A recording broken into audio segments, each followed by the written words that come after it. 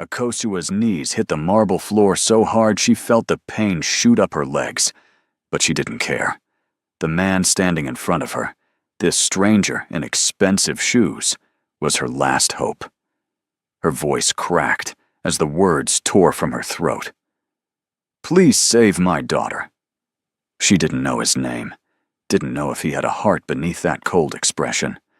All she knew was that 3 floors below them, her 8-year-old baby girl was dying, and the doctors had stopped trying to save her. Akosua's knees hit the cold marble floor before she even realized what she was doing.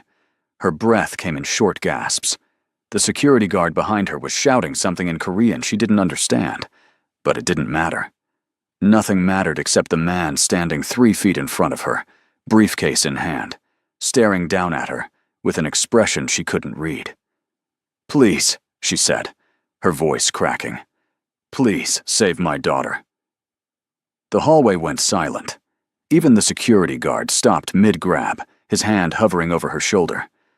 Kang Jun-seo didn't move, his dark eyes fixed on her face, calculating, measuring, deciding something she couldn't guess. 10 seconds passed. 20. The only sound was the hum of the air conditioning and Akosua's ragged breathing. "Stand up," he said finally. His voice was quiet, not unkind, just factual. Akosua's legs shook as she rose. Her cleaning uniform, the same one she'd been wearing for 16 hours straight, felt suddenly too tight. She could smell the disinfectant on her hands, see the comparison between her worn sneakers and his polished black shoes. "Your name," he said. "Akosua Mensa." Her accent made the Korean honorifics clumsy. "My daughter, she's here, in this hospital. They stopped. I don't know why they stopped helping her." Jun-seo's assistant, a young woman with perfectly applied lipstick, stepped forward. "Sir, your 4 o'clock meeting." He held up one hand without looking at her. His eyes stayed on Akosua. "Which floor?" "Pediatric ICU, 5th floor. Room 512. He nodded once, then walked past her. His shoulder nearly brushed hers. Akosua turned, watching him disappear into the elevator, her heart hammering so hard she thought she might collapse right there. The security guard grabbed her arm. "You can't do that. You understand? Big trouble." But Akosua barely heard him, because for the first time in 3 days, someone had listened. "Let me take you back to where this all started, 6 days earlier, when Akosua's biggest worry was making rent, and not whether her daughter would live to see her 9th birthday. The alarm went off at 4:30 in the morning. Akosua slapped it silent before the second beep. Muscle memory from years of not wanting to wake Amma. The apartment was dark, cramped, the kind of place where you could touch both walls if you stretched your arms out. But it was theirs. That mattered. She dressed in the dark, blue cleaning uniform, company logo stitched on the pocket. Her second uniform, the caregiver one, was already packed in her bag for the shift that started at noon. 4 hours of sleep between jobs wasn't ideal, but it was enough. It had to be. Before leaving, she stopped by Amma's sleeping mat. Her daughter was curled on her side, one hand under her cheek, breathing soft and even. 8 years old. Perfect. The most perfect thing Akosua had ever made. She pressed a kiss to Amma's forehead and left. The subway was full of other early morning workers, cleaners, bakers, and delivery drivers. The invisible people who made Seoul run before the sun came up. Akosua found a seat in the corner and closed her eyes, not sleeping, just resting. 30-minute commute.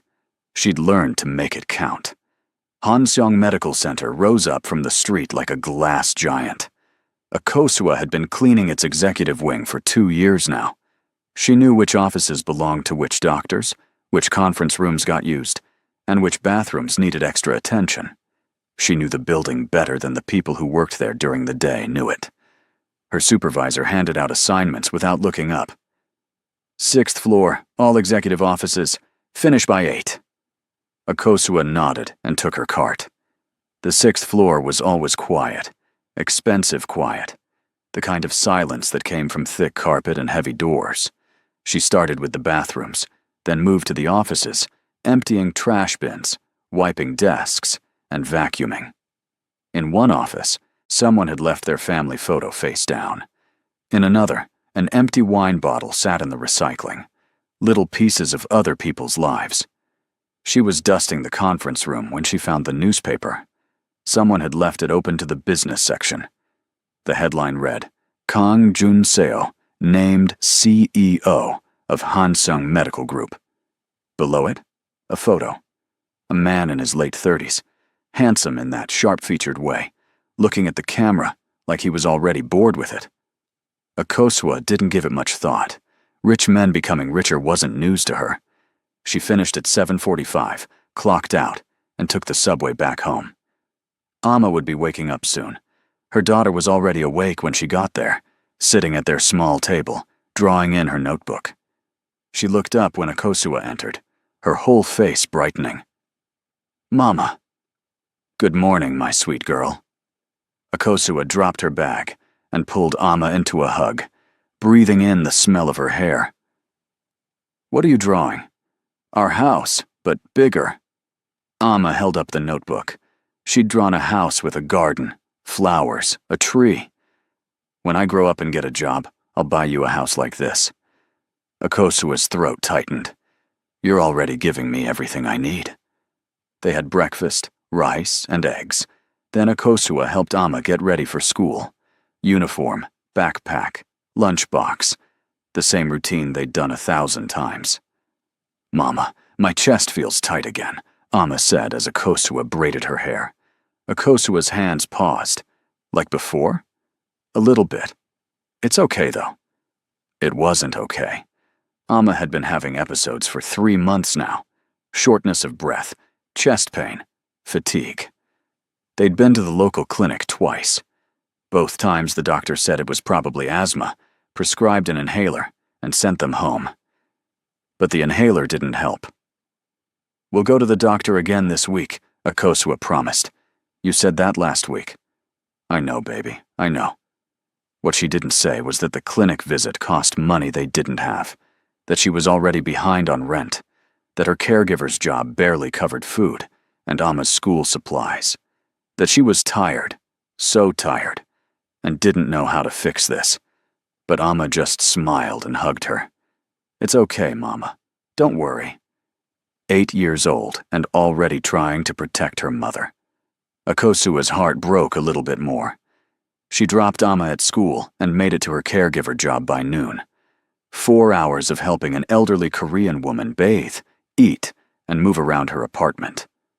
The woman's daughter barely acknowledged Akosua, just left money on the counter and disappeared. That was fine. Acknowledgement didn't pay bills. At 4:30, Akosua picked Amma up from school.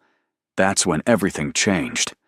The teacher met her at the gate, face pale. "Mrs. Mensah, Amma collapsed during recess. We called an ambulance." The world tilted. Before you find out what happens next, do me a quick favor. If you're feeling this story so far, just drop a comment below, telling me where you're listening from. I love knowing who's riding along with Akosua and me on this journey. All right, let's get back to it. The ambulance was already there. Akosua ran across the playground, her bag hitting her hip with every step. Amma was on a stretcher, oxygen mask over her small face, eyes closed. "Amma, Amma, baby, I'm here." Akosua grabbed her daughter's hand. Amma's eyes fluttered open. "Mama," she whispered, "I'm right here. You're going to be okay." The paramedic said something in rapid Korean. Akosua caught maybe half the words. Hospital. Heart. Tests. Hurry. She climbed into the ambulance, holding Amma's hand so tight she was afraid she might hurt her, but unable to let go. The ride was a blur. Sirens, traffic, Amma's pale face, the paramedic checking monitors that beeped in rhythms Akosua didn't understand. They pulled up to Hansung Medical Center. Of all the hospitals in Seoul, the ambulance brought them to the one where Akosua cleaned toilets every morning. The emergency room was chaotic. Doctors and nurses moved like a choreographed dance. Someone pulled Akosua aside and shoved forms at her. She signed without reading, hands shaking so badly she could barely hold the pen. "Insurance?" the clerk asked. I have basic coverage, through my work." The clerk typed something, frowned. "This may not cover all procedures. We'll need to verify. Just help her, please. I'll pay. I'll figure it out." They took Amma through double doors. A nurse stopped Akosua from following. "You wait here. Doctor will come talk to you." The waiting room was cold. Akosua sat in a plastic chair, still in her caregiver uniform, and prayed to every god she'd ever heard of. An hour passed. 2 hours. Finally, a doctor emerged. Young, professional, tired-looking. "Mrs. Mensah? I'm Dr. Kim. Your daughter is stable for now. We've run some preliminary tests. Her heart rhythm is irregular. We need to do more imaging, possibly a cardiac catheterization to determine the cause. Will she be okay?" "We're doing everything we can. She'll be moved to the pediatric ICU for monitoring." It wasn't an answer, but it was all Akosua was going to get.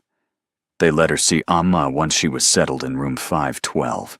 Her daughter looked so small in the hospital bed, wires and tubes connected to her like she was a machine that needed charging. But she was awake, and she smiled when she saw Akosua. "Mama, the bed moves up and down. Watch." She pressed a button, and the top half of the bed lifted slightly. Akosua laughed, surprising herself. Very fancy. "Am I going to be okay?" "Yes, baby. Yes, you are." She had to believe it. The alternative wasn't possible. The first day passed. Doctors came and went, speaking medical terms Akosua didn't fully understand. Congenital heart defect. Possible surgical intervention. More tests needed. Amma was brave through all of it, braver than any 8-year-old should have to be. On the second day, things got quieter. Fewer doctors, fewer updates. When Akosua asked questions, she got vague answers. "We're reviewing her case. The cardiologist will be by soon. We need to consult with the team." But no one came. By the third day, Akosua knew something was wrong. She cornered a nurse in the hallway. "Why has no one seen my daughter since yesterday morning?" The nurse looked uncomfortable. "I don't have information on that. You'll need to speak with the attending physician." "I've been trying to. No one will talk to me." "I'm sorry. I really don't know." Akosua wanted to scream. Instead, she went back to Amma's room and sat by her bedside, holding her hand while her daughter slept. That evening, she went looking for answers. The hospital at night was a different place. Quieter, dimmer. Akosua walked the hallways, not sure what she was looking for, just unable to sit still anymore. She passed the nurse's station, the family waiting room, the vending machines. Then she heard voices coming from an office with a partially open door. "The imaging shows clear progression, but given the insurance situation, we can't proceed without financial clearance. Legal made that very clear after the last incident. So we just, what? Let her deteriorate? We stabilize and transfer, that's protocol." Akosua's blood went cold. They were talking about Amma. They had to be. She pushed the door open. 2 doctors looked up, startled. One of them was Dr. Kim. The other was older, gray hair, expensive watch. "You're talking about my daughter," Akosua said. Her voice came out steadier than she felt. "Amma Mensah, room 512. The older doctor's expression closed off immediately. "This is a private consultation. You can't be here. Why aren't you helping her? You said you'd run tests. You said—" "Mrs. Mensah," Dr. Kim interrupted, and he actually looked sorry. "There are financial considerations we need to resolve before we can proceed with advanced treatment. We're working with the billing department to find a solution." "Financial considerations," Akosua repeated. "She's 8 years old. She's dying. You're telling me money is more important than her life?" The older doctor stood. "We are providing appropriate care within the parameters of her insurance coverage.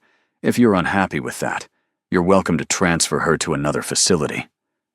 She's too sick to move. You said that yesterday.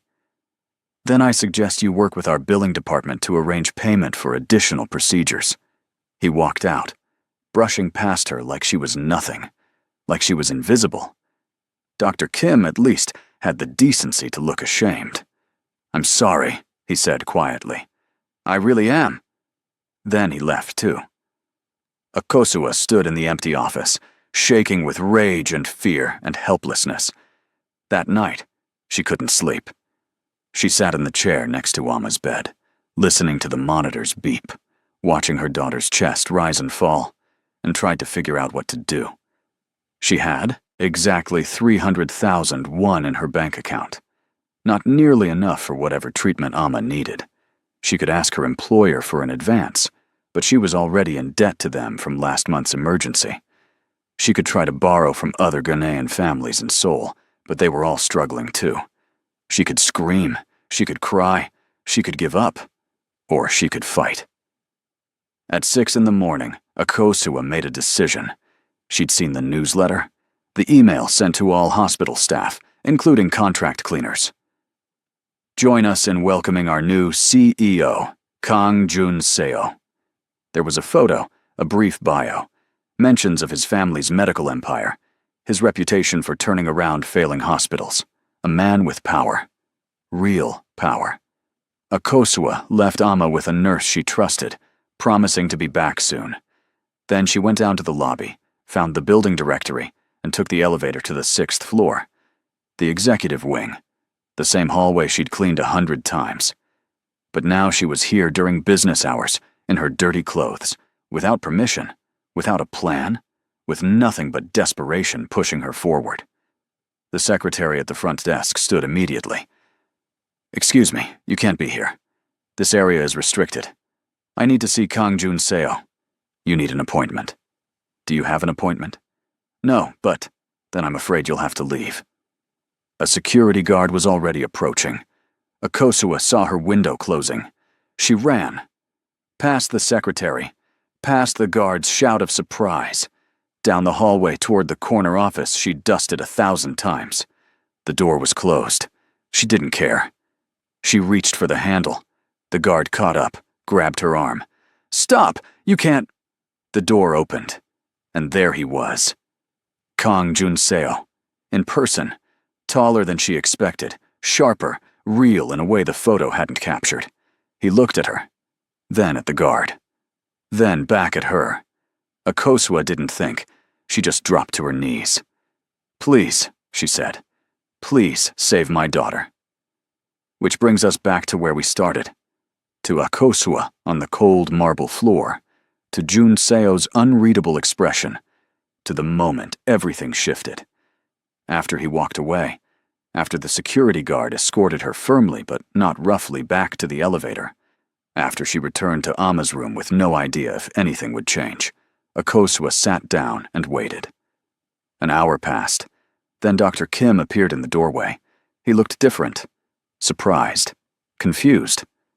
"Mrs. Mensah," he said carefully, "we've been cleared to proceed with all necessary tests and treatments for Ama, effective immediately." Akosua stood slowly.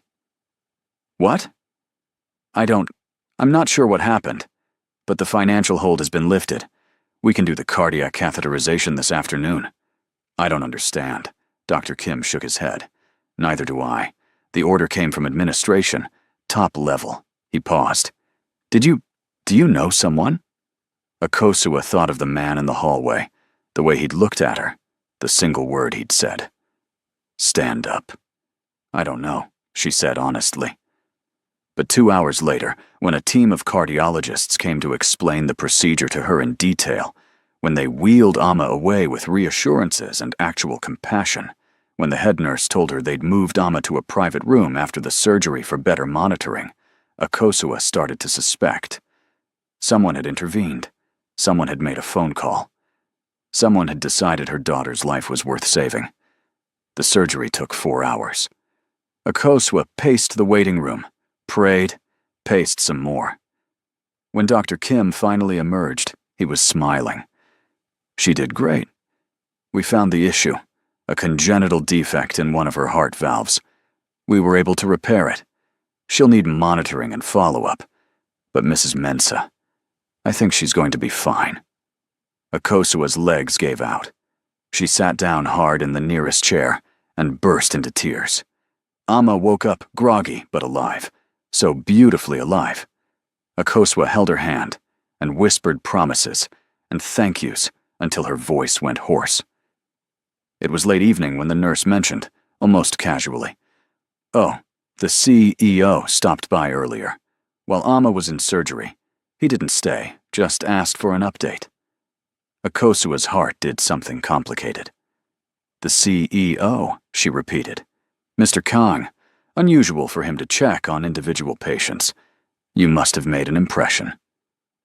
After Amma fell asleep, after the nurses finished their evening rounds, Akosua stepped out into the hallway. She didn't plan to go anywhere specific, but somehow her feet carried her to the elevator, to the 6th floor. The executive wing was mostly dark now. Only a few offices still had lights on, including the corner office. Akosua stood outside the glass door, watching Kang Junseo work at his desk. He was alone, jacket off, sleeves rolled up, focused on his computer screen. He looked, she realized, tired. Not physically tired, something deeper. She raised her hand to knock, then hesitated. What would she even say? "Thank you" felt too small. "Why did you help me" felt too intrusive. Before she could decide, he looked up. Their eyes met through the glass. For a long moment, neither of them moved. Then he stood and opened the door. "Mrs. Mensah," he said. Not a question, just acknowledgement. "I wanted to thank you," Akosua said, "for whatever you did, for my daughter. The doctors did the work, but you made them do it." He didn't deny it, just studied her face with that same calculating expression from the hallway. "Your daughter's name is Amma," he said. "Yes, it's a nice name. It means born on Saturday." "And was she?" "Yes." The corner of his mouth moved. Not quite a smile, but close. "You should go back to her," he said. "Visiting hours end soon." It was a dismissal, gentle but clear. Akosua nodded and turned to leave. "Mrs. Mensah." She looked back. "You didn't have to kneel," he said quietly. "You could have just asked." Before she could respond, he closed the door. Akosua rode the elevator back down, her mind spinning. There was something in the way he'd said it. Not cruel, not even cold. Just factual. Like he was correcting a misunderstanding. She didn't know what to make of Kang Junseo. But as she settled back into the chair next to Amma's bed, watching her daughter sleep peacefully for the first time in days, she thought maybe she didn't need to understand him. Maybe it was enough that he'd listened. The next morning brought new complications. Amma was improving, which was everything. But the hospital stay was extending.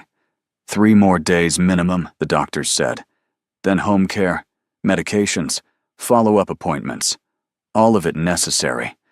None of it covered by Akosua's basic insurance. The billing department sent someone to discuss payment plans. A woman in her 40s, professional smile, tablet in hand. "Mrs. Mensah, let's talk about your balance." She turned the tablet around. The number on the screen made Akosua's vision blur. 15 million won. This can't be right," Akosua managed. "Surgery, ICU care, medications, specialist consultations. It adds up quickly. Now, your basic insurance covered about 20%. The remaining balance is your responsibility. I don't have this money. I could never. We offer payment plans. If you can make a down payment of 3 million won, we can structure monthly installments over 5 years. 3 million won. Akosua made less than 2 million a month, combined from both her jobs. "I need time," she said desperately. "I need to figure out." "Of course. Take a few days. But we will need a financial commitment before discharge." After the woman left, Akosua sat very still, trying not to panic in a way that would scare Amma.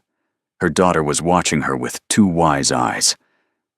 "Mama, is it about money?" "Don't worry about that, baby. I heard that lady. 15 million won is a lot. Maybe I don't need all the medicine. Maybe we can go home sooner." Akosua pulled her into a careful hug, mindful of the IV lines. "You're getting all the medicine. We're staying as long as the doctors say. I'll figure it out." But she had no idea how. That afternoon, Akosua made calls.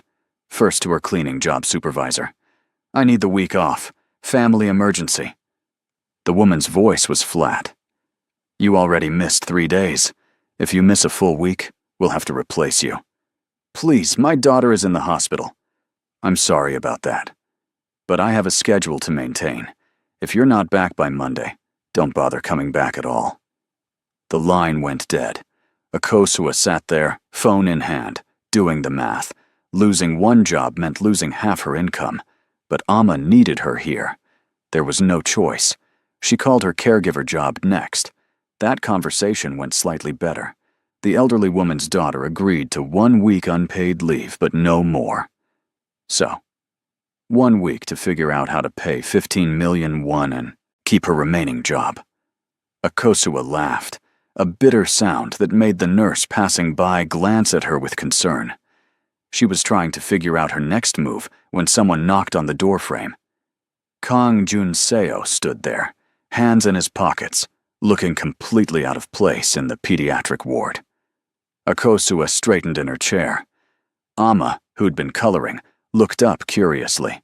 "Mr. Kang," Akosua said, suddenly very aware of how rumpled she must look. She'd been wearing the same clothes for 2 days. "I hope I'm not interrupting." His eyes moved to Amma. "You must be the Saturday girl." Amma giggled. "That's me. Who are you?" "Someone who works here." "Are you a doctor?"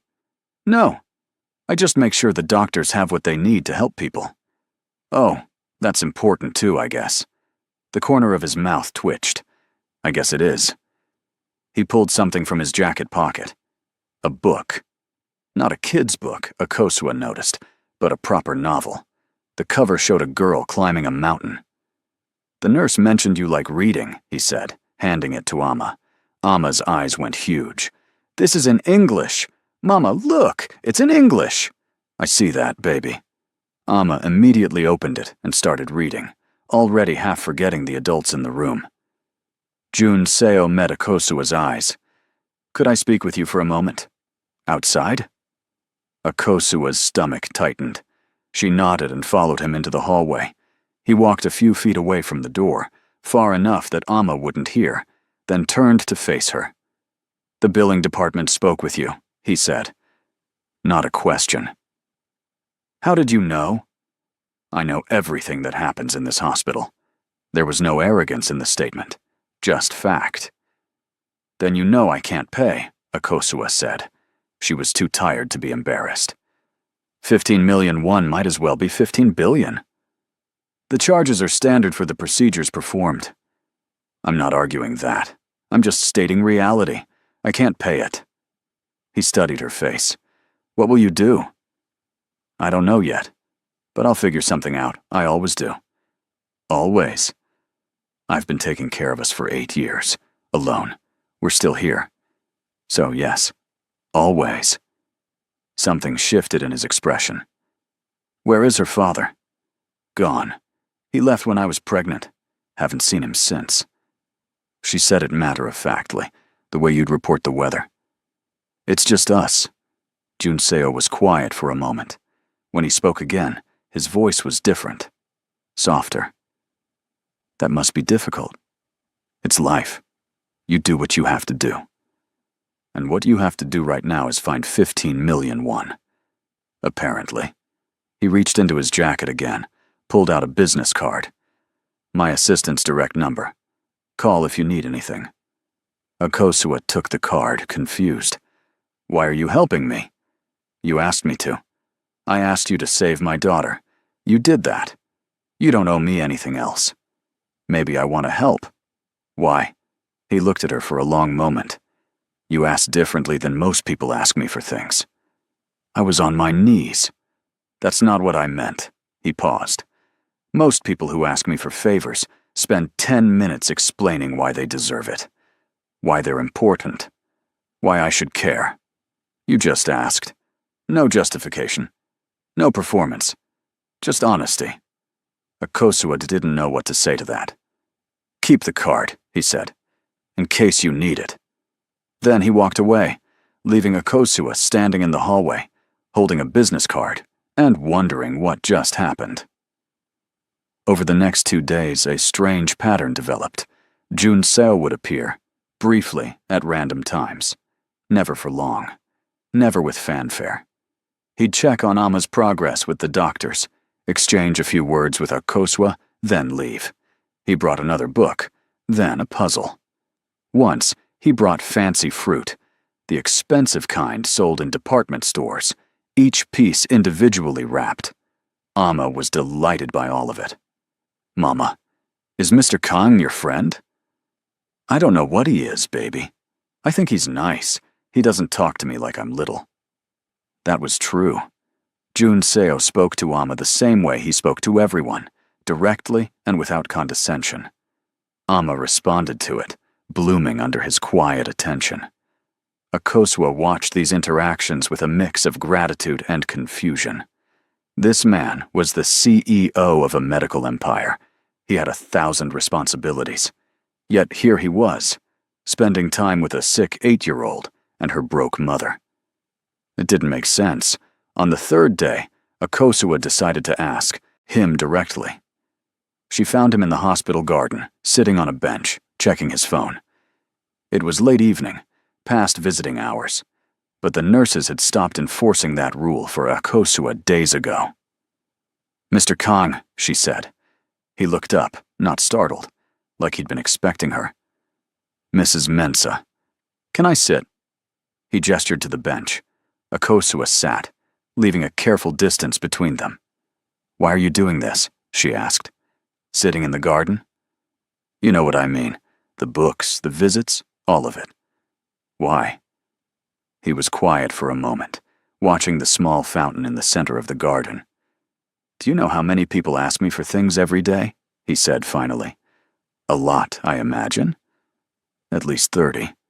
Favors, donations, investments, introductions. Everyone wants something. And I'm just another person wanting something. No. He turned to look at her. You're the only person who's ever asked me while looking like you'd rather die than have to ask at all. Akosua blinked. Everyone else, they're comfortable asking, he continued. Entitled to it, even.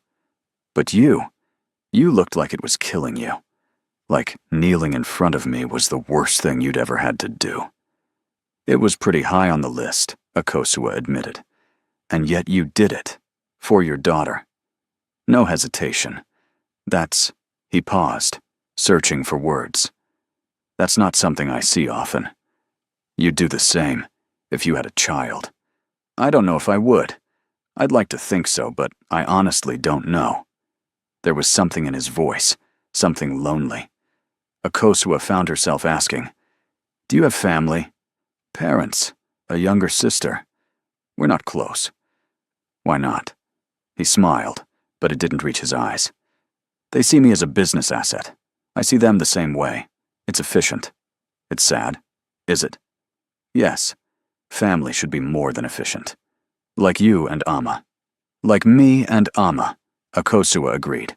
She's my whole world. Jun Seo watched her face. What will you do when she's discharged?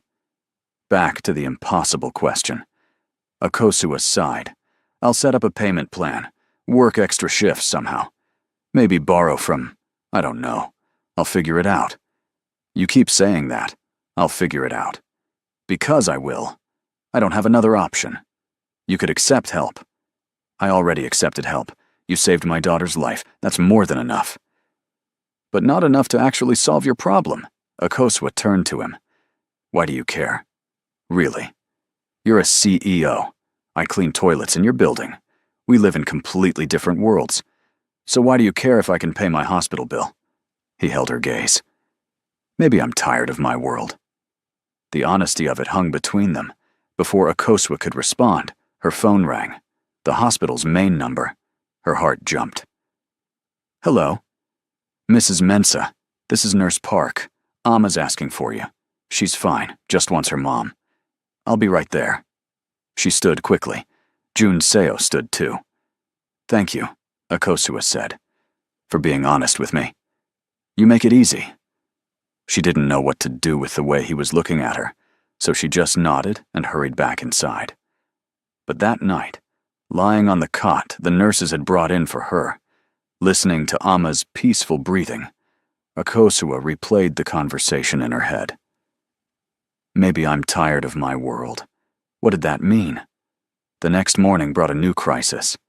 Akosua was helping Amma eat breakfast when two men in suits appeared at the door. One of them was the older doctor from before, the one who'd talked about financial clearance. The other was unfamiliar, 50-something, with the look of someone used to being in charge. "Mrs. Mensah," the unfamiliar man said. "I'm Dr. Park, hospital administrator. Could we speak privately?" Akosua's stomach dropped.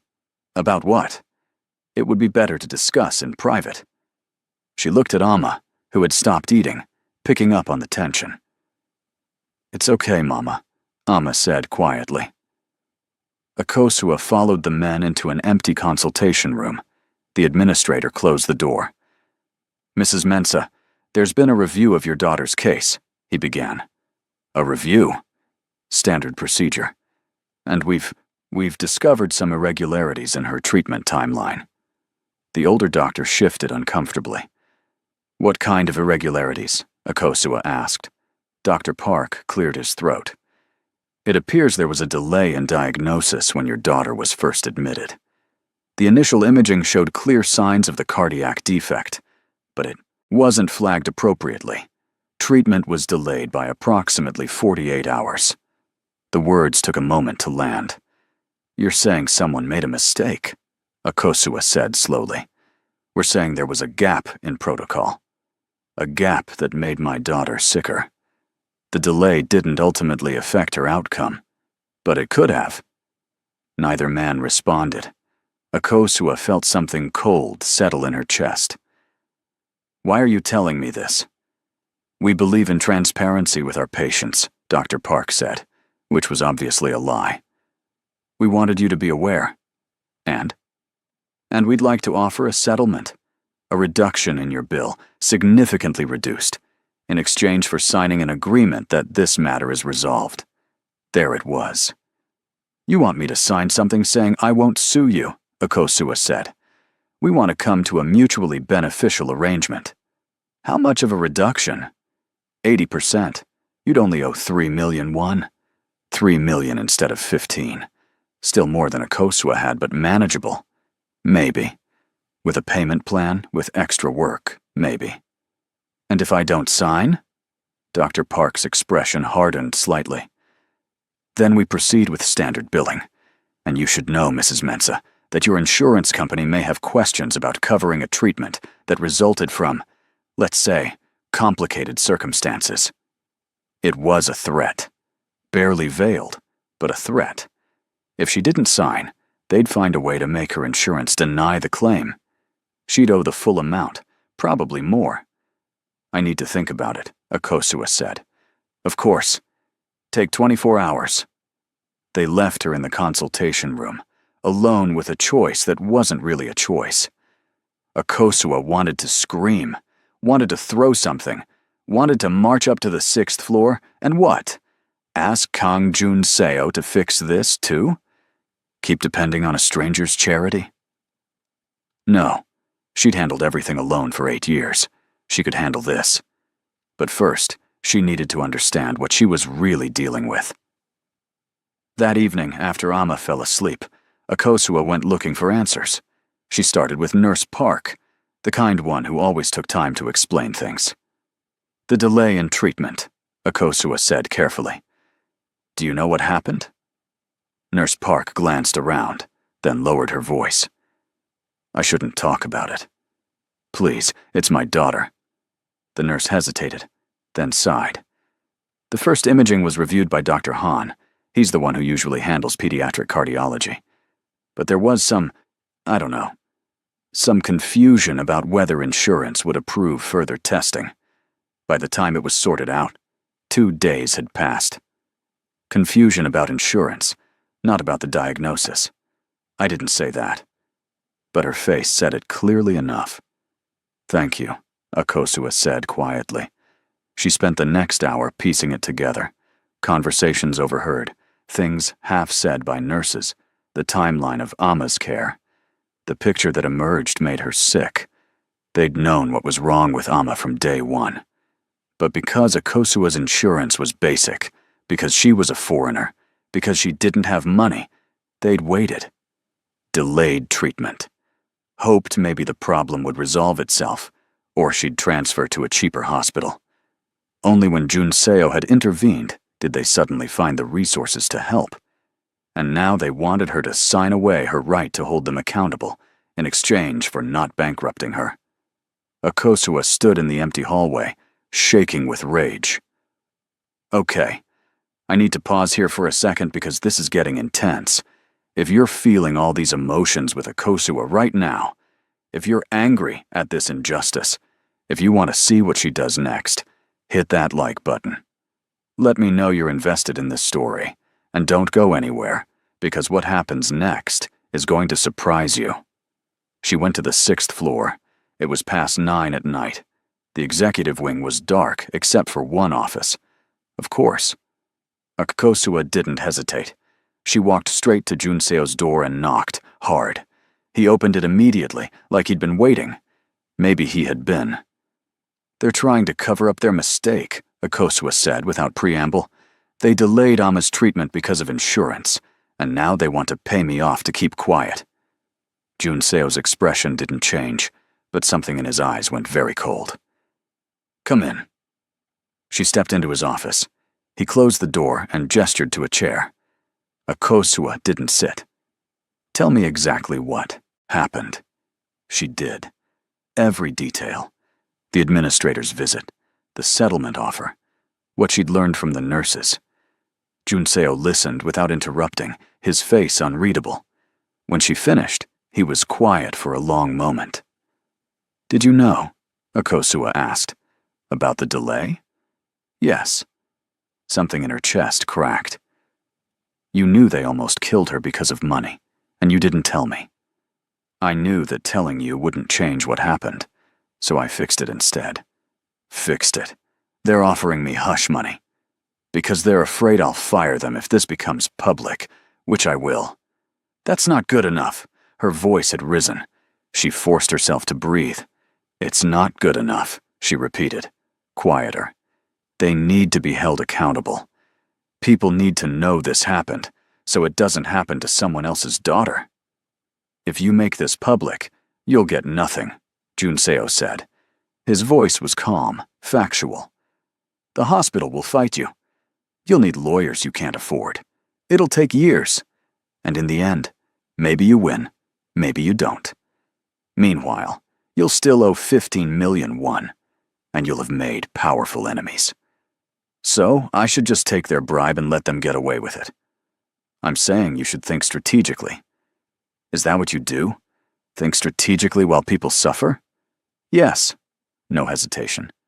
"That's exactly what I do. It's how I survive." Akosua stared at him. "That's horrible. That's reality." "No. That's your reality. That's the world you've chosen. But it doesn't have to be mine." She turned to leave. "Akosua." It was the first time he'd used her first name. She stopped but didn't turn around. "If you fight this," he said quietly, "you'll lose everything. Your job, your housing, maybe even custody, if they paint you as an unfit mother who can't provide. They have resources. You don't. I'm trying to protect you. I don't need protection. I need justice. Justice doesn't pay your bills. Maybe not. But at least I'll be able to look my daughter in the eye." She left before he could respond. Back in Amma's room, Akosua sat in her cot, staring at the ceiling, replaying the conversation. Junseo was right about the practical realities. Fighting would be nearly impossible. She'd likely lose. But he was wrong about one thing.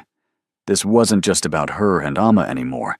It was about every other mother who'd walk through these hospital doors, desperate and poor, and hoping for mercy. If she stayed silent, nothing would change. The next morning, Akosua told the administrator she needed more time to decide. 24 hours was what we agreed on, Dr. Park said. I need a week. That's not acceptable. Then I guess we don't have a deal. She said it calmly, without anger. The administrator's eyes narrowed. Mrs. Mensah, I don't think you understand the situation you're in. I understand perfectly. You made a mistake that endangered my daughter. Now you're trying to make it my problem. I need time to think about whether I want to help you with that. If you're considering legal action, I'm considering all my options. I'll let you know in a week. She walked out before he could argue further. It felt good standing up to him. It also felt terrifying. That afternoon, while Amma napped, Akosua got a text from an unknown number. Coffee shop across from hospital.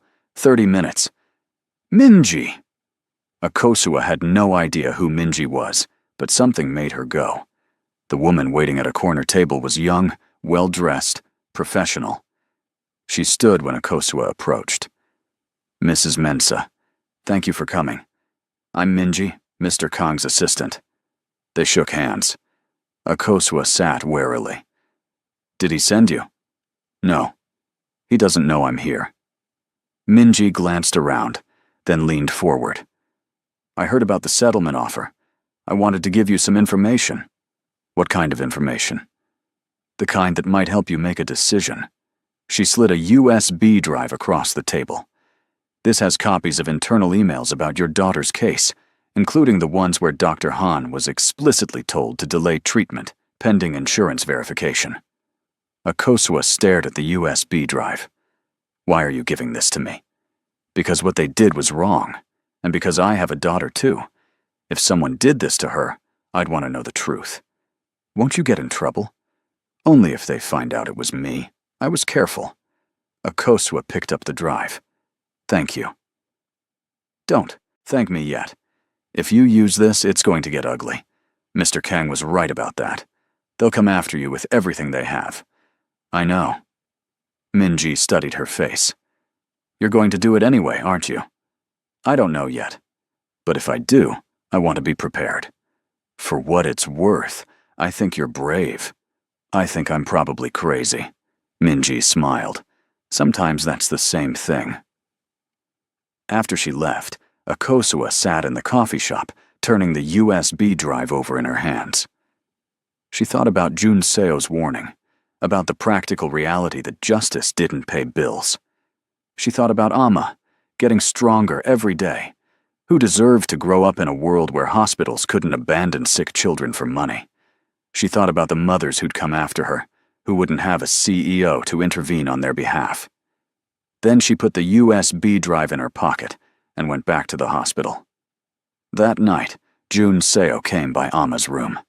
Amma was awake, working on the puzzle he'd brought. She lit up when she saw him. Mr. Kang, look, I finished the border. That's the hardest part. Well done. He glanced at Akosua. She was sitting in her chair, watching them, her expression unreadable. Could we talk? He asked. I'm listening. In private. Akosua looked at Amma, who waved her away. Go talk. I'm busy.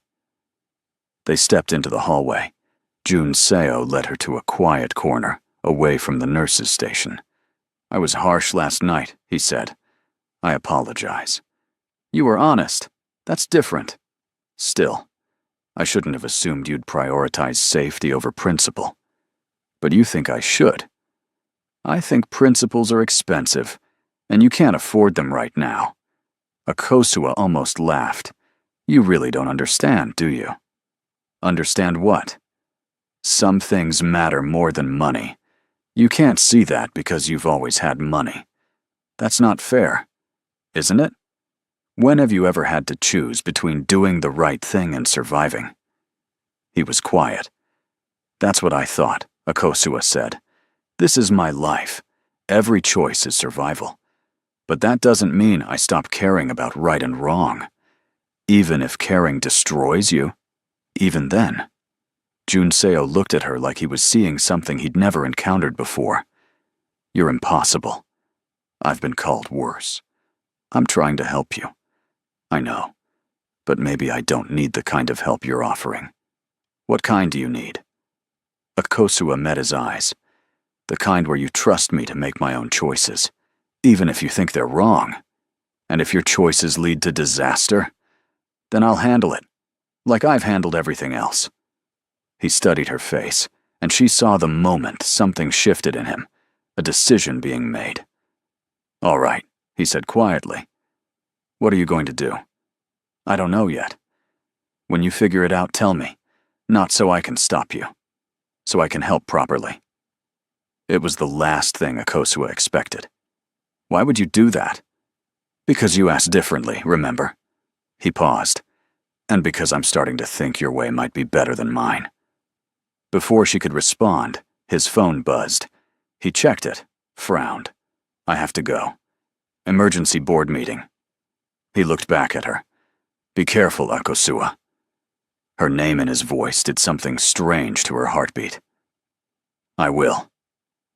She watched him walk away, then stood in the hallway for a long moment, trying to calm her racing thoughts. Something had shifted between them, something beyond gratitude and charity, something that felt dangerous and real. Back in Amma's room, her daughter looked up from her puzzle. Mama, do you like Mr. Kang? Akosua sat down. What kind of question is that? You look different when he's here. Happy nervous. Happy nervous isn't a thing. Yes, it is. I read about it in my book. It's when you're scared of something but want it at the same time. Akosua pulled Amma into a gentle hug. When did you get so smart? I've always been smart. You just notice more when I'm sick. They laughed together, and for a moment everything else faded away.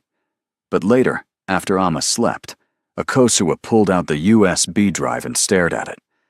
Tomorrow, she'd make her decision. Tonight, she'd just be grateful her daughter was alive.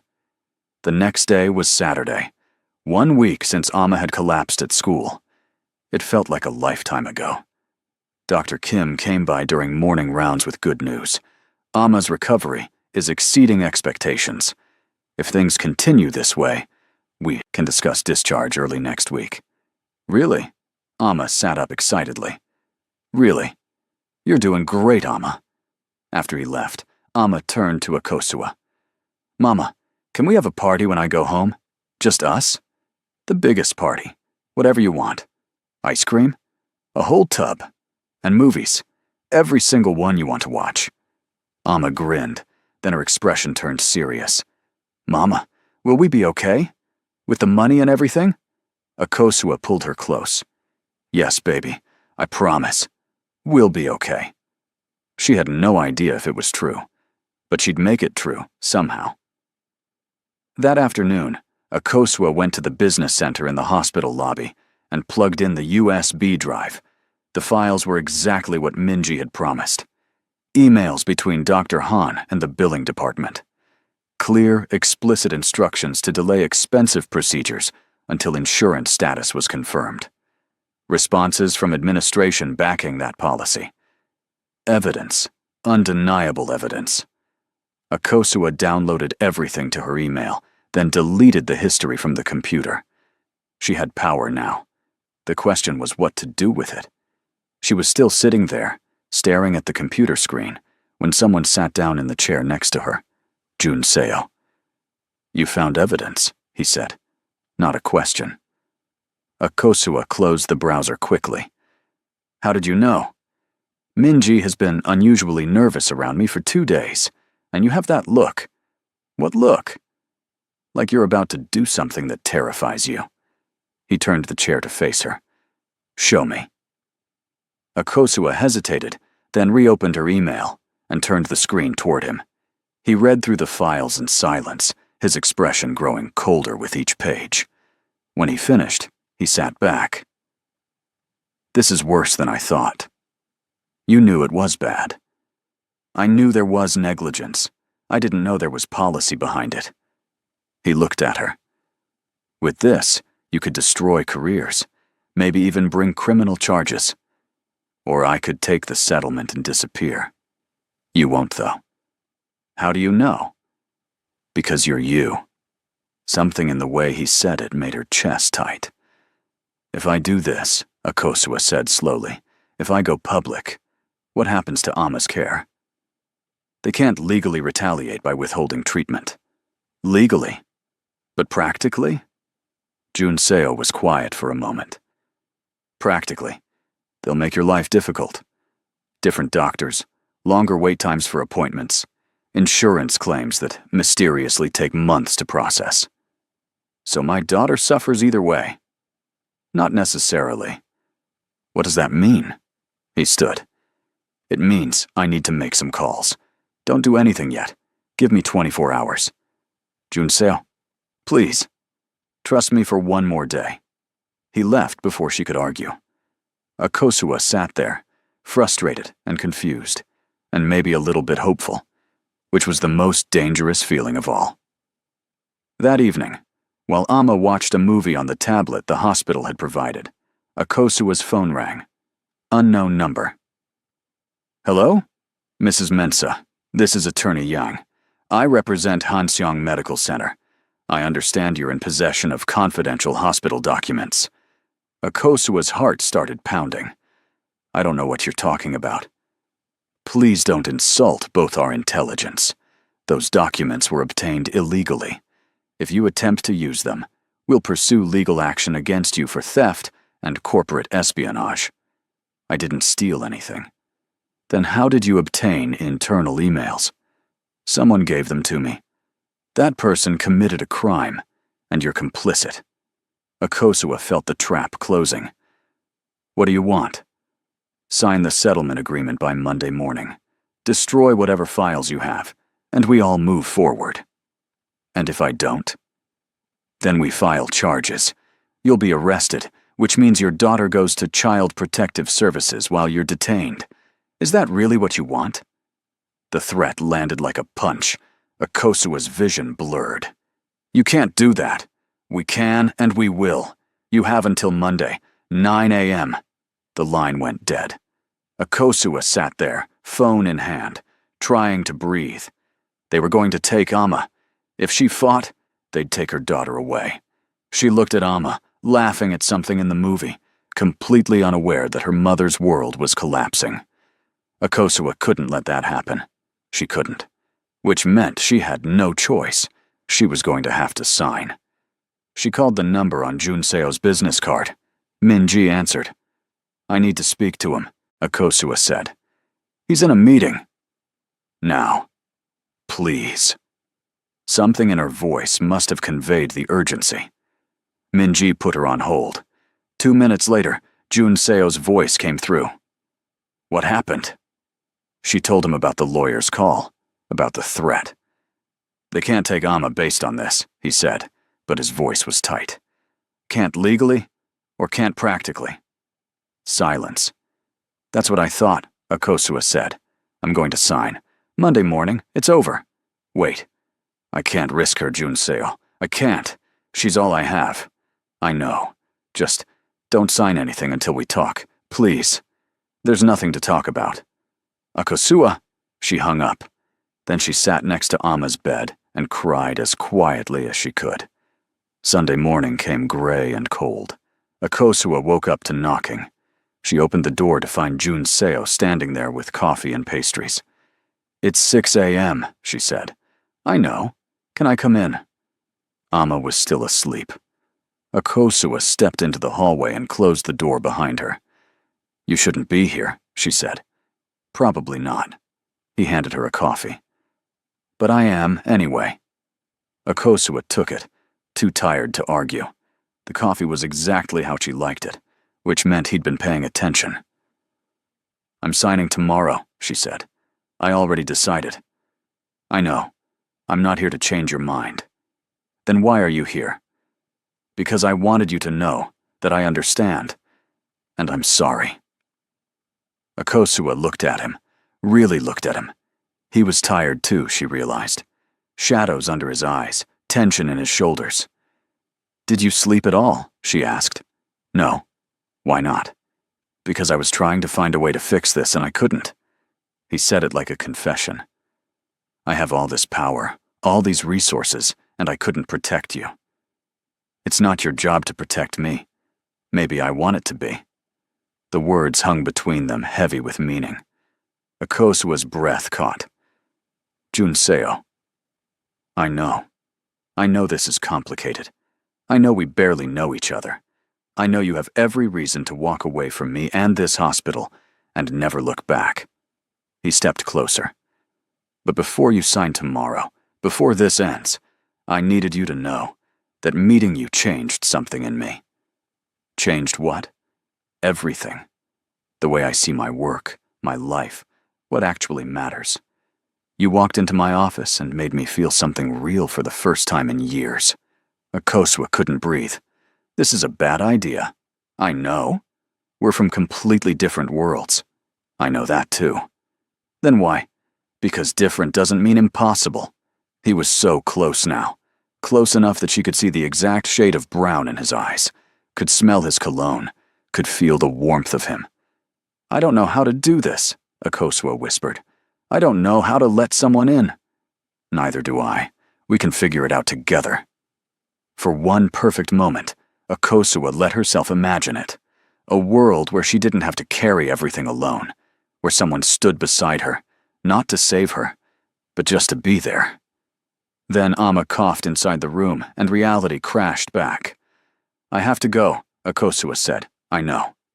But neither of them moved. Tomorrow, Junseo said quietly. After you sign, have dinner with me. Just once. Let me take you somewhere that isn't this hospital. I can't afford, as my guest. Please. Akosua knew she should say no. Knew getting closer to him would only make everything harder. But she was so tired of hard. Just once, she wanted something soft. Okay, she said. One dinner. His smile transformed his whole face. One dinner. He left, and Akosua leaned against the wall, wondering what she'd just agreed to. Monday morning arrived too fast. Akosua dressed carefully in the one nice outfit she owned, a simple black dress she'd bought for job interviews years ago. She braided her hair, put on the small gold earrings her mother had given her before she died. Amma watched her get ready. You look pretty, Mama. Thank you, baby. Where are you going? Just to sign some papers. I'll be back in an hour. About the hospital money? Akosua knelt beside the bed. Yes, but don't worry about it. Everything's going to be fine. Because of Mr. Kang? What? He helps us, so everything will be fine. Akosua hugged her daughter. Yes, because of Mr. Kang. It wasn't entirely true, but it wasn't entirely false either. The meeting was in the administrator's office. Dr. Park was there, along with Attorney Yang and two other men in suits Akosua didn't recognize. Mrs. Mensah, thank you for coming, Dr. Park said, like this was a social visit. Please, sit.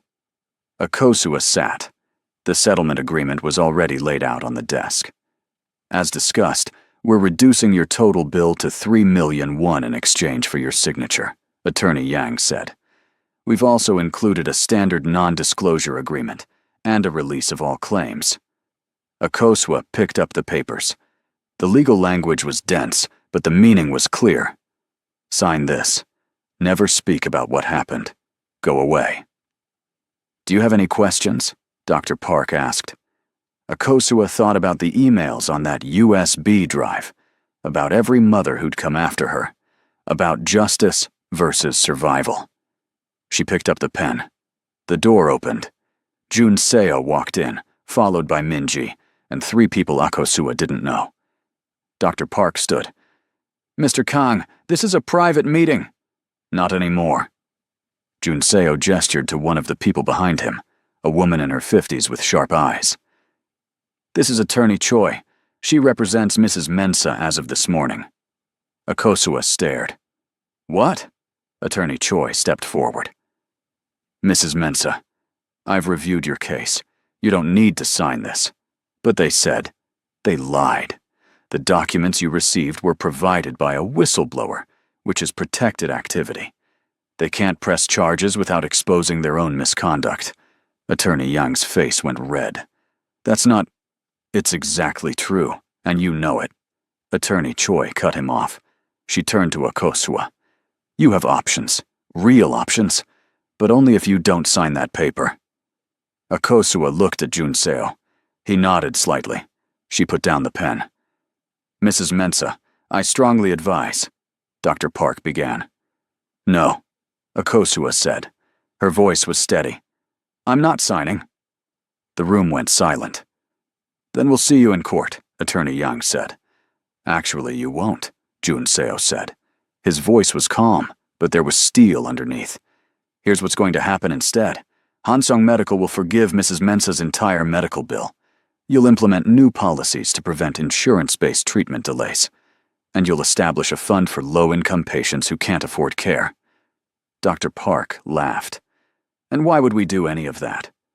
Because if you don't, I'll make sure every news outlet in Seoul has copies of those emails by tonight.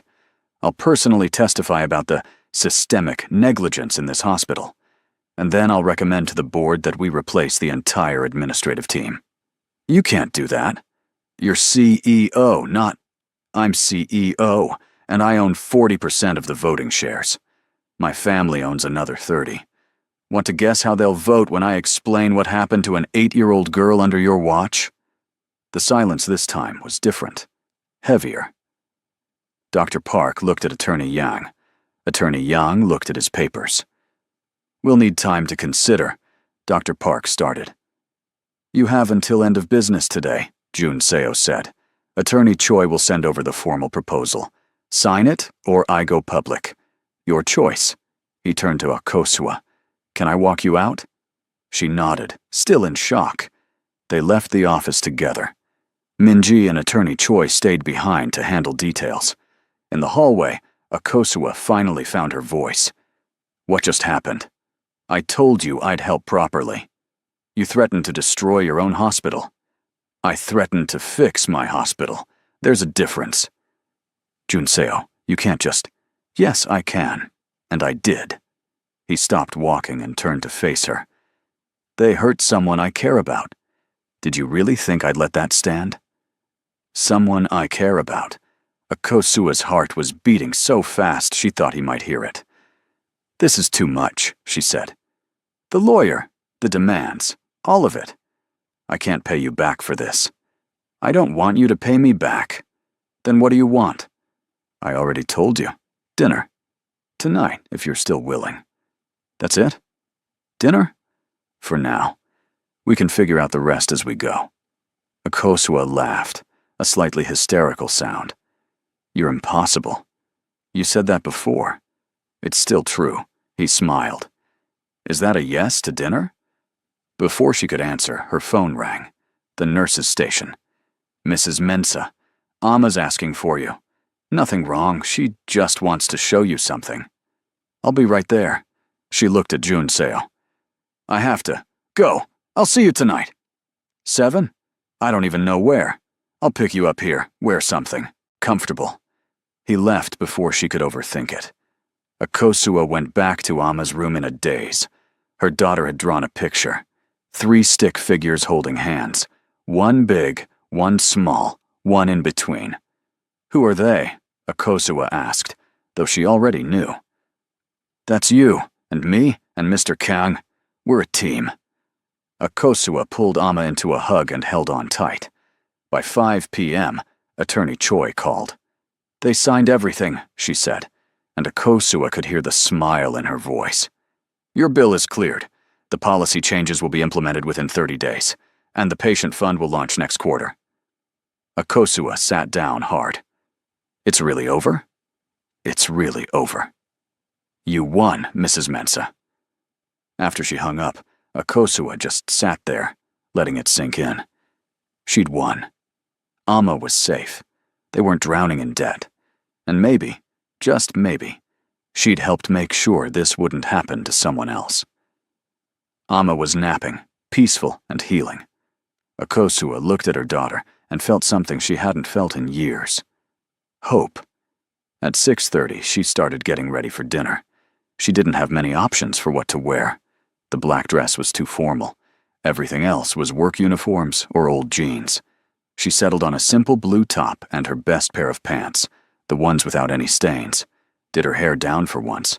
A little bit of the makeup she saved for special occasions. Amma woke up and watched. "Mama, you look beautiful." "You think so?"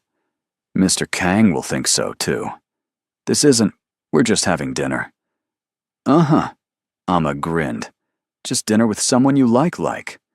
"I do not like him." "Your face is red. Go back to sleep, you troublemaker." Amma giggled and snuggled into her pillows. At 7 exactly, Jun Seo appeared at the door. He wasn't in a suit for once, just dark jeans and a simple sweater. He looked younger like this, more real. "Hi," he said. "Hi," Akosua replied. They stood there awkwardly for a moment. Amma broke the silence. "Mr. Kang, are you taking my mama on a date?" "Amma!" Akosua's face went hot, but Jun Seo just smiled. "Would that be okay with you?" "Yes. She deserves fun. She never has fun." "Then I'll make sure she has fun tonight." He said it seriously, like it was a promise. They left Amma with Nurse Park, who'd volunteered to check on her every hour. Akosua left detailed instructions, her phone number, backup numbers, what to do if Amma needed anything. "She'll be fine," Nurse Park assured her. "Go, enjoy yourself." "I've never left her alone in the hospital before." "She's not alone, and you'll be back in a few hours. Go." Jun Seo's car was waiting outside. Not a company car this time. Something smaller, personal. He opened the door for her. Akosua slid into the passenger seat, feeling strange and nervous and excited all at once. "Where are we going?" she asked as he started driving. "Somewhere I think you'll like." That's not an answer. It's a surprise. They drove through Seoul at night, the city lit up and alive. Akosua watched the streets pass, trying to calm her racing heart. "Thank you," she said suddenly. "For today. For everything." "You don't need to thank me." "Yes, I do. What you did, standing up to your own hospital, you didn't have to do that." "Yes, I did." "Why?" He glanced at her. "Because it was the right thing to do. You taught me that." "I didn't teach you anything." "You taught me that some things matter more than efficiency, that people are worth fighting for. That being powerful means nothing if you don't use it to help." He paused. "You taught me how to be better." Akosua didn't know what to say to that. They pulled up to a small restaurant tucked between bigger buildings. The sign was in Korean, but through the window, Akosua could see warm lighting and wooden tables. "It's not fancy," Jun Seo said, "but the food is incredible. My mother used to bring me here when I was young, before things got complicated." The fact that he'd brought her somewhere personal, somewhere that meant something to him, made Akosua's chest tight. Inside, the owner greeted Jun Seo like an old friend. They were seated at a corner table, quiet and private. "Do you trust me to order?" Jun Seo asked. "Should I?" "I promise nothing weird. Just good food." "Okay." He ordered in Korean, talking with the owner about dishes Akosua didn't recognize. But she liked watching him like this, relaxed, smiling, different from the controlled CEO she'd first met. "What?" he asked, catching her staring. "Nothing. You just seem different here. Good, different, or bad, different. Good, real. I'm always real with you. Are you?" "Yes. You make it impossible to be anything else." The food started arriving. Small plates of vegetables, grilled meat, soup, rice. Everything smelled amazing. "Try this," Jun Seo said, pointing to something Akosua didn't recognize. She took a bite. Flavor exploded on her tongue, spicy and savory and perfect. "Oh, that's good." He looked pleased. "I'm glad you like it." They ate and talked, about everything and nothing. Akosua told him about Ghana, about her family, about how she'd ended up in Seoul. He told her about growing up in a family that saw children as investments, about learning to hide his feelings so young he'd forgotten how to access them. "Until you," he said quietly. "Okay, real quick before we get to what happens next, if you've made it this far in the story, if you're feeling all the butterflies and hoping these two find their way to each other, do me a favor and subscribe to the channel. I've got so many more stories like this one, stories about love and hope, and people who refuse to give up. Hit that subscribe button so you don't miss what comes next. All right, back to Akosua and Junseo. I didn't do anything special," Akosua said. "You were yourself, honest and fierce and unafraid to call me out when I was wrong. Do you know how rare that is? People must tell you you're wrong all the time. People tell me what they think I want to hear. You tell me the truth. The truth isn't always nice. No, but it's real. And I'll take real over nice every time." After dinner, they walked. Just wandered the neighborhood, no destination, just moving through the cool night air. "Can I ask you something?" Akosua said. "Anything. What happens now? After tonight? What do you want to happen?" "I don't know. This is all so new and complicated. You're my daughter's doctor's boss. I cleaned your office building. There's so much that doesn't make sense about this. Since when does anything about us make sense?" He stopped walking and turned to face her.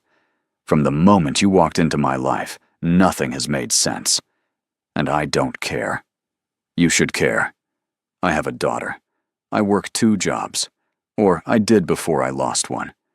I have nothing to offer you. You have everything to offer me." He stepped closer. "You showed me what it means to fight for something that matters. To be brave even when you're terrified. To choose right over easy. That's not nothing, Akosua. That's everything." She looked up at him. This man who'd somehow become important to her in just over a week, and felt something shift inside her. "I'm scared," she admitted. "Of what?" "Of this. Of trusting someone. Of needing someone and then losing them." "I can't promise you won't lose me," Junseo said softly. "But I can promise I won't leave easily. And I can promise that whatever this is between us, it's worth exploring." "How do you know?" "Because for the first time in my life, I feel like I'm exactly where I'm supposed to be." Akosua's breath caught. Junseo reached out slowly, giving her time to pull away. When she didn't, he took her hand. His palm was warm against hers, solid, real. "One step at a time," he said. "No pressure, no expectations. Just let's see where this goes." Akosua looked at their joined hands, then up at his face. "Okay," she whispered. "One step at a time." He smiled, and it was like the sun coming out. They walked back to the car hand in hand, and Akosua felt lighter than she had in years. Back at the hospital, they stood outside Ama's room. "Thank you for tonight," Akosua said. "I can't remember the last time I felt normal. Thank you for saying yes. When will I see you again?" "Tomorrow, and the day after that. And every day you'll let me. You're very sure of yourself." "No, I'm very sure of you." He squeezed her hand once, then let go. Akosua watched him walk away, then went inside. Ama was awake, reading her book.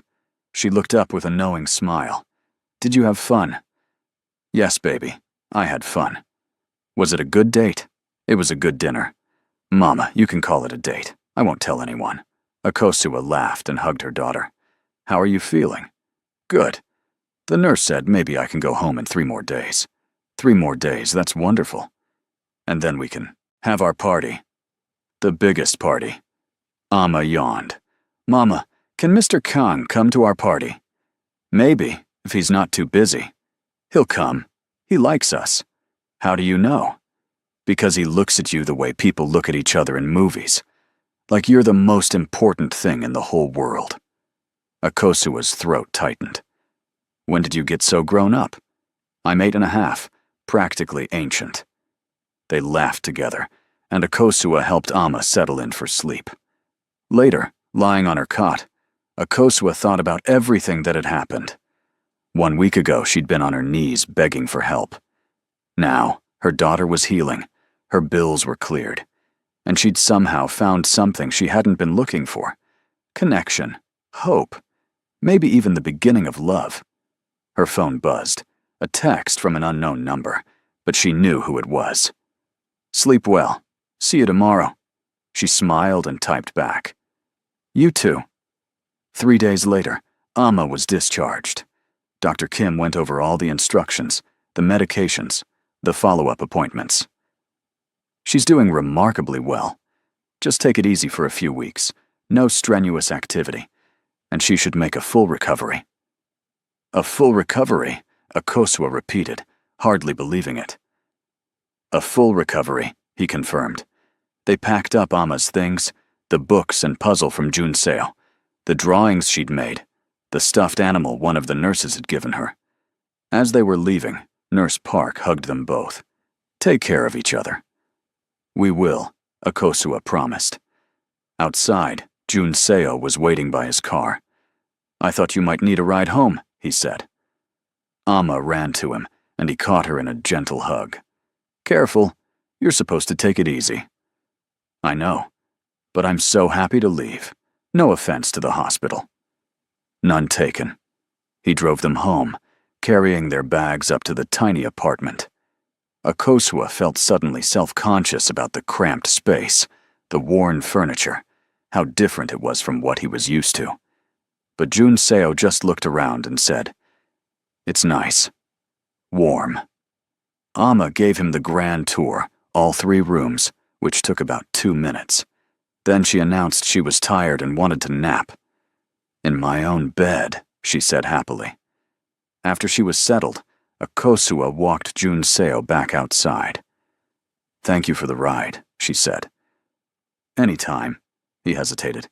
"Can I see you this weekend? Just us? I'd like that. I'll pick you up Saturday. Noon? Okay." He started to leave, then turned back. "Akosua." "Yes?" "I know this is all new and scary, but I meant what I said. I'm not going anywhere. I'm going to hold you to that. Please do." Saturday came bright and clear. Akosua left Amma with another Ghanaian mother in their building, someone she trusted completely. Amma was thrilled to have a playdate with her friend. Junseo picked her up at noon exactly. "Where are we going this time?" Akosua asked. "You'll see." They drove out of the city, into the hills. The scenery changed, buildings giving way to trees, noise giving way to quiet. He pulled up to a small park with walking trails and a view of the mountains. "I come here when I need to think," he said. "Thought you might like it." They walked together, slowly, enjoying the fresh air and sunshine, found a bench with a perfect view, and sat. "I could get used to this," Akosua said. "Good, because I plan to bring you back often." She looked at him. "You're really in this, aren't you? This isn't just, I don't know, a whim. I don't do whims. When I commit to something, I'm all in." "That's a little intense. Is that a problem?" "No. Just different." "Good. Different." He took her hand. "I know we're taking it slow. I know there's a lot to figure out. But I need you to know that I see a future here. With you. With Amma. If you want that, too." Akosua's heart was pounding. "I want that. It terrifies me. But I want it." "We can be terrified together," she laughed. "That's very romantic. I'm new at this. Give me time to improve. You're doing fine." They sat there, hands joined, watching the mountains, and Akosua felt something settle in her chest. Peace. Safety. Home. Not a place this time. A person. Weeks turned into months. Amma recovered fully, went back to school, thrived. The hospital implemented the new policies. 3 other families came forward with similar stories, and changes were made hospital-wide. Akosua found a new job, a better one, with actual benefits and reasonable hours. Junseo helped with connections, but she earned it on her own merit. And slowly, carefully, They built something real. Dinners turned into weekend trips. Hand-holding turned into soft kisses. Careful distance turned into genuine intimacy. Amma adored him. Jun Seo adored her right back. "Is it weird that he feels like family already?" Amma asked one night. "No, baby. I feel that too." "Good. Because I think we should keep him." Akosua laughed. "We'll see." But she knew. She'd known for a while now. 6 months after that first desperate plea in the hallway, Akosua stood in Yoon Seo's apartment, looking out at the Seoul skyline. He came up behind her, wrapped his arms around her waist. "What are you thinking?" he asked. "That 6 months ago I thought my life was ending, and now everything is different." "Better different?" "The best different." He turned her around to face him. "I love you. I should have said it weeks ago, but I wanted to be sure you were ready to hear it." Akosua looked into his eyes. This man who'd saved her daughter, and somehow saved her too, and felt completely certain. "I love you too." He kissed her, soft and sweet, and full of promise. When they broke apart, Akosua rested her forehead against his. "Thank you," she whispered. "For what?" "For listening. That first day, when I asked you to save my daughter, you could have had security throw me out. But you listened. How could I not? You were the most honest thing I'd seen in years.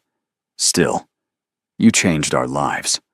No, we changed each other's lives. That's better." And he was right. This wasn't a rescue story. It was a partnership. Two people from different worlds who'd found something real in the space between. It wasn't perfect.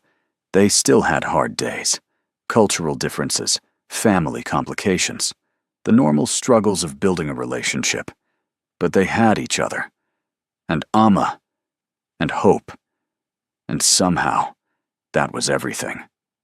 1 year later, Akosua stood in the same hospital where it all began. But this time, she wasn't a desperate mother begging for help. She was the keynote speaker at the hospital's annual gala, telling her story, raising awareness about healthcare inequality. Jun Seo sat in the front row, watching her with pride. Amma sat next to him, wearing a fancy dress, beaming at her mother. "And that's why I'm partnering with Hansyoung Medical to establish the Amma Fund," Akosua concluded.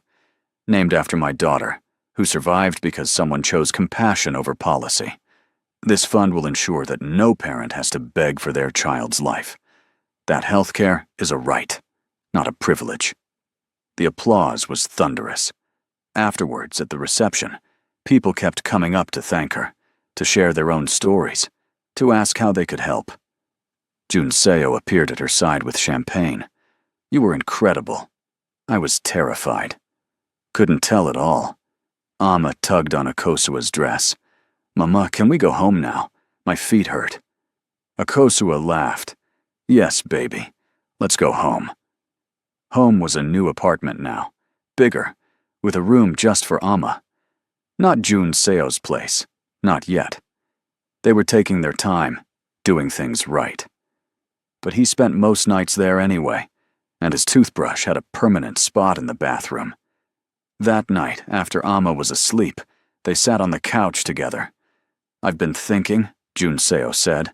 "About what?" "About the future, about us." Akosua's heart started beating faster.